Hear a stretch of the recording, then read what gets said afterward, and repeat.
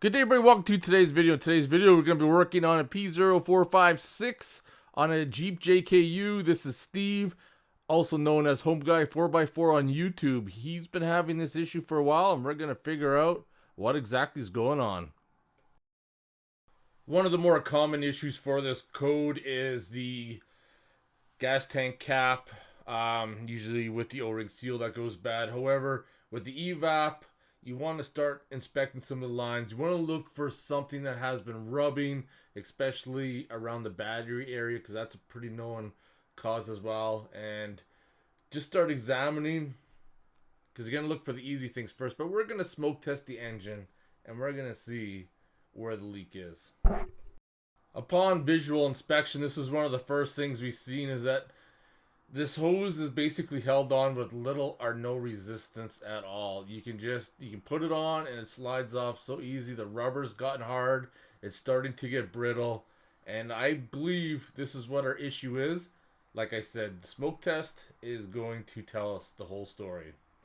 So what we did was trace that line back and see where it went. And there's a little hose clamp on there. So we're going to remove that and pull that line off.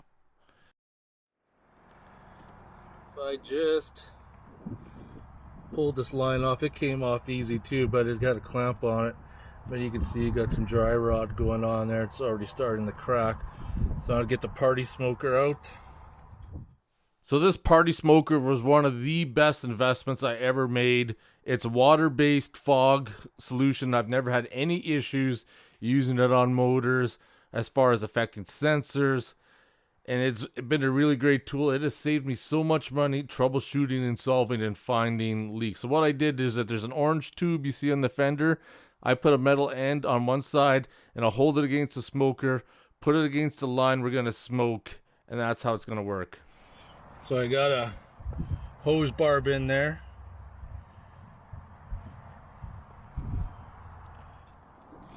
There's the smoke. Damn. Hold that on there. Steve can hold down the trigger.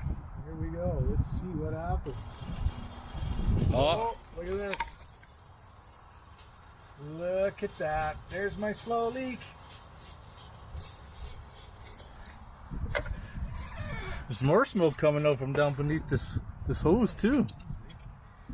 We're getting smoke. Looks like a smoke fest.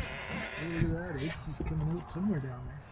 these are some issues Steve needs to address from rubbing. And then of course you got that one there. So we had a false alarm. We thought more smoke was coming down below, but once you get the intake filled, the smoke comes around and out the air filter box. So this seems to be our problem. We're gonna address this and then see if the code still comes back. So for the time being, what we're gonna do is put a hose clamp on it, monitor the situation, see if the code stays off, and if it does, then the problem's solved. If not, we're gonna have to dig in deeper. But this was pretty obvious. We're both pretty confident that's what the issue was.